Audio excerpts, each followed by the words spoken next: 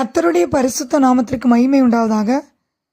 இன்றைய வேத வசனம் லூக்கா 8:15. நல்ல நிலத்தில் விதைக்கப்பட்டவர்கள் வசனத்தை கேட்டு அதை உண்மையும் நன்மையுமான இருதயத்திலே காத்து பொறுமையுடனே பலன் கொடுக்கிறவர்களாயிருக்கிறார்கள். இயேசு கிறிஸ்து விதைக்கிறவனை குறித்த ஓமையை கூறினார். சில விதை நல்ல நிலத்தில் விழுந்தது. அது முளைத்து 100 பலன் கொடுத்தது என்று இயேசு சொல்லுகிறதை பார்க்கிறோம். நல்ல நிலத்தில் விதைக்கப்பட்டவர்கள் வசனத்தை கேட்டு அதை உண்மையும் நன்மையுமான இருதயத்திலே காத்து பொறுமையுடனே பலன் கொடுக்கிறவர்களாயிருக்கிறார்கள். வசனமாய் விதை நல்ல இருதயமாகிய நிலத்தில் விதைக்கப்படுகிறது. அந்த விதை பலன் கொடுக்கிறதா இருக்கிறது.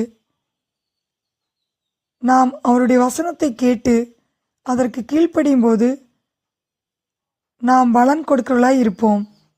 தரிசு நிலம் போன்ற நம்முடைய இருதயம் நல்ல நிலமாக்கப்பட வேண்டும். இருதயமே திருக்குள்ளதும் மகா கேடுள்ளதுமாய் இருக்கிறது என்று எரேமியா 17:9 வாசிக்கிறோம். தேவனுடைய வார்த்தையின்படி செயல்படுவதற்கேற்ற நல்ல ஆவிக்குரிய இருதயமாக இருக்கும்போது நல்ல பலனை கொடுப்பது நிச்சயம். வசனமாகி விதை இருதயமாய் நிலத்தில் விதைக்கப்படுகிறது. அதை உண்மையாய் இருதயத்திலே காத்து பொறுமையுடன் பலன் கொடுக்க வேண்டும். நம்முடைய வாழ்க்கையில் துன்பங்களும் உலக கவலைகளும் வசனத்தை நெருக்கி போடுகிறது. ஆகவே தேவ வார்த்தை பெற்றுக்கொண்டு நல்ல பலன் கொடுக்க முடியாமல் போகிறது. ஆம் பிரியமானவர்களே, நாம் நல்ல நிலமாக வசனத்தை கேட்டு அதை காத்து கொண்டு பொறுமையுடனே பலன் கொடுப்போம்.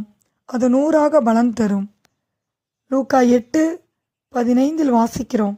நல்ல நிலத்தில் விதைக்கப்பட்டவர்கள் வசனத்தை கேட்டு அதை உண்மையும் நன்மையுமான இருதயத்திலே காத்து பொறுமையுடனே பலன் கொடுக்கிறவர்களாயிருக்கிறார்கள்.